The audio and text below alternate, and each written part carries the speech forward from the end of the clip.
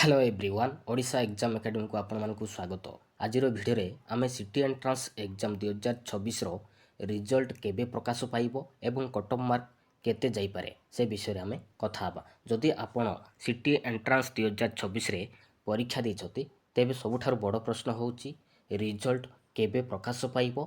वर्तमान सुधा एसीआरटी Odisha पक्षरु result date रो अधिकृत घोषणा होय नै, किंतु विभिन्न शिक्षा सूचना और पूर्व वर्षर धारा को देखिले अनुमान करा जाउची जे सिटी एंट्रांस रिजल्ट 2026 सेप्टेम्बर मासरे ही प्रकाश पाइपारे। फल प्रकाश पर आपण निजर स्कोर एवं रैंक एसीआरटी किंबा साम्स ओडिशा वेबसाइट रे जाई चेक करि पारे। एबे कथा हबा कट ऑफ मार्क विषय रे। या संपूर्ण भावे अनुमानिक कट ऑफ मार्क।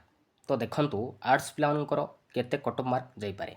तो यूआर पिलामानकर 62 रु 68, एसीबीसी पिलामानकर 58 रु 64, एसी पिलामानकर 52 रु 58 आउ एसटी पिलामानकर 46 रु 54। एटा होची आर्ट्स पिलामानकर कट ऑफ मार्क। एबे देखिबा साइंस पिलामानकर कट ऑफ मार्क। तो देखंतु यूआर पिलामानकर 66 रु 72, एसीबीसी 62 रु 68, एसी पिलामानकर 56 रु 62, एसटी पिलामानकर 50 रु 58। जदि आपणकर मार्क ए रेंज रे अछि तेबे आपणकर सिलेक्शन हेबार भल चांस अछि। किंतु मन रखंतु या अधिकृत कट ऑफ मार्क नुहे। प्रकृत कट ऑफ परीक्षार कठिनता मोट परीक्षार्थी संख्या एवं सीट संख्या उपरे निर्भर करिवो।